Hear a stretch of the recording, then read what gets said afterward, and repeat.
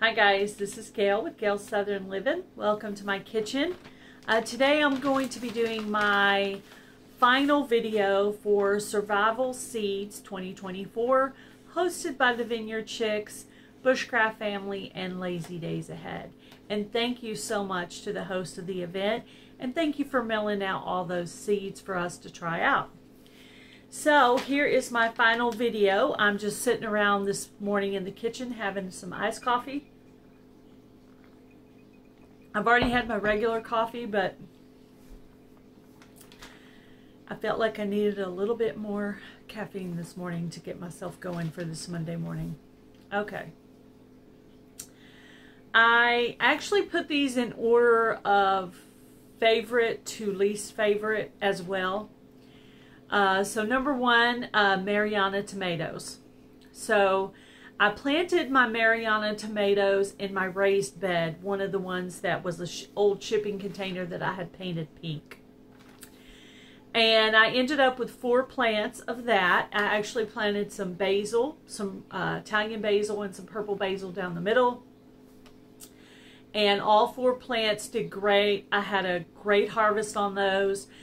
We ate just lots of tomatoes, and I have some in the freezer as well. I did not save seeds from those, but I really did like those so much that I'm actually going to try to see if I can find some more. However, I looked yesterday on Amazon and Google, and I couldn't find it. It kept trying to pull up San Marzano, not Mariana. So anyway. So that was my favorite of all the seeds, was the Mariana tomatoes. And I did have a good harvest. No bug trouble on that at all. Number 2, my Waltham Butternut squash. I ended up with about 6 or 8 butternut squash. And then it started getting eaten up by the squash bugs, which I've never really had before. I have it in a metal raised bed that I got, and it was brand new this year. So I had to end up pulling that plant up, but I did actually end up with some squash out of it. And of course I do like butternut squash, so that's why I put it in the second place. So I did have some bug pressure in my yard this year, probably the most I've ever had. So not good, but I do like the plant, and I will try to grow it again. I actually turned around and planted some garlic in there, and I was thinking if the bugs try to come up in there again next year, they'll wake up, smell the garlic, and be like, I'm out of here, bye. That's what I'm hoping for. So number 3, the Walla onions. They did come up. However, they came up and then they disappeared as if something ate them. I did have some pill bug pressure in that area. So I'm thinking that's what happened to them, or they're not the right type of onion for this area, because I did plant some evergreen bunching onions, and those seem to grow really well, because I've not had a lot of good luck with onion.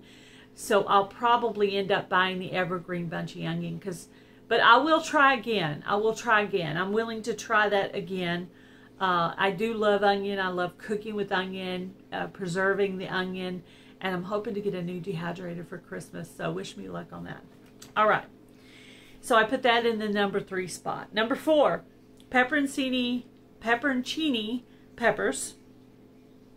They did come up, and they got tall, and they got leaves, but they never actually got any peppers on them. That is also in the area, because remember I planted all my survival seeds together where the pill bugs were. So I don't know if that has anything to do with it, or if I didn't have the right amendments in my soil in that area. I don't know. But I bet I would have liked them. So I did put them in the number 4 position, because I think I would have liked them, but I didn't get to try them. Number 5, kidney beans. I grew some kidney beans in a raised bed, and I did get a good harvest of those, and those did grow well for me in Texas. So I would say the kidney beans were a success, and I put that in the position number 5. Number 6, red Detroit beets. I got about 14 beets out of it. I would call that a pretty decent harvest. They were in raised containers, and they grew pretty well for me. I only put it on the bottom because I'm not a huge fan of beets, but they did grow well in this area, so they could be considered a good survival seed, because if they can grow way up there in Michigan and grow way down here in Texas, I would call that a pretty versatile seed. So it would be, I would say that's a pretty successful survival seed. They also mentioned on their lives to recommend something. And I don't know what really I would recommend. I thought maybe carrots, because carrots could be dehydrated and used in stews. They can be eaten raw. They're pretty versatile as to what you can do with them. So I thought maybe carrots, possibly. I don't know. Also, I thought maybe some kind of fruit, you know, like ground cherries, or, you know, because if you're actually trying to survive, you would want some kind of fruit in your yard. However, I don't know how many fruits actually grow from seeds. Maybe strawberries, possibly. And I thought also maybe a melon, like watermelon or cantaloupe, or even you know, a pumpkin, which is more in the squash family. Maybe something like that, possibly. I don't know.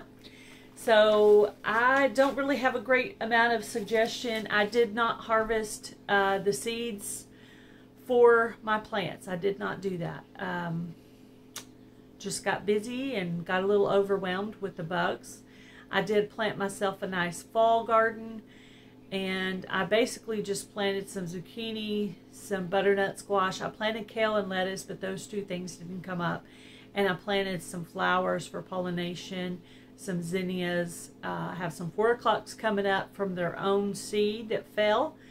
And my hyacinth seems to be doing really well. So I'm going to wait and let those dry up on the vine, and I will harvest them later on in the fall.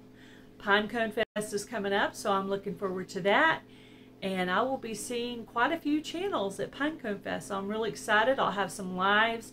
I'm going to do some mini interviews at Pinecone Fest, so be looking for that. Thank you so much to Trey, Bunky, and KK from the Vineyard Chicks for doing this collaboration. It's a great idea. I would totally join it again next year. I'm hoping not to have the bug pressure, and I can have more videos out than I did this year. But thank you so much for throwing this collaboration. Thank you to Lazy Days Ahead for doing all the giveaway stuff. You did a really good professional job with that. So thank you so much for doing that for everybody. And Bushcraft Family, thank you for doing the herb version of the survival seeds. And anyway, it's a great idea. I love it. And I hope you guys do it again next year. And this is my final video for Survival Seeds 2024. Hang out and see what I'm going to do for 2025. I already have my mapped out plan on a big poster board. I'm already planning where everything's going to go. I have garlic planted that was sent to me by Simply Jan Homestead. Shout out Simply Jan. Thank you guys for watching this video. You guys have a great day. Be blessed. Do something kind, guys. Bye, everybody.